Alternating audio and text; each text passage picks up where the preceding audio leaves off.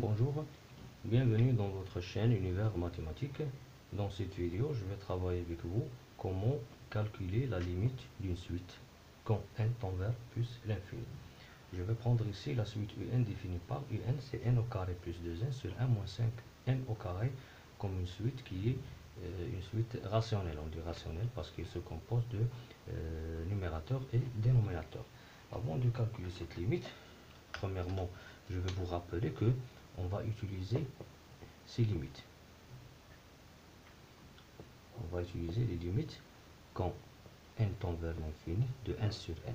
Quand n tend vers plus l'infini, de 1 sur r, ça tend vers 0. Quand n tend vers l'infini, 1 sur n carré, ça tend vers 0. Quand n tend vers l'infini, 1 sur n3 tend vers 0. C'est pour cela, c'est cette limite qu'on va utiliser. Donc, pour calculer cette limite, je vais écrire ceci: un est égal à n au carré plus 2n sur 1 moins 5n au carré.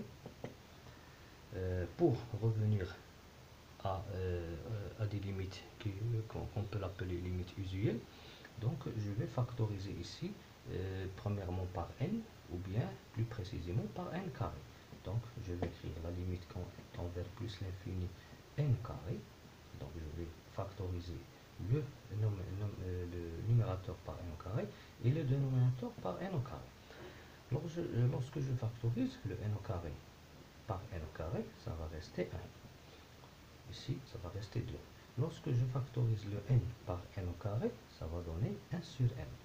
Donc, pour justifier cette factorisation, je peux multiplier n au carré fois 1, c'est n au carré. N au carré fois 2 sur n. Le n avec le n se simplifie, ça va rester 2n. De même, lorsque je factorise par n au carré, le 1, ça va venir 1 sur n au carré. Et le 5n au carré, ça va rester 5. Deuxièmement, je vais simplifier par le n au carré. Donc le n au carré, je veux le simplifier. Donc ça va rester 1 plus 2 sur n, le tout sur 1 sur n au carré moins 5. Et comme le petit rappel que je vous ai donné ici, la limite quand n tend vers l'infini de 1 sur n au carré égale à 0, donc ça va tendre vers 0. De même, le 2 sur n, ça va tendre vers 0. Donc, dans le numérateur, ça va rester le 1. Et au dénominateur, ça va rester moins 5. Donc, la limite de cette suite quand n tend vers l'infini est égale à 1 sur moins 5.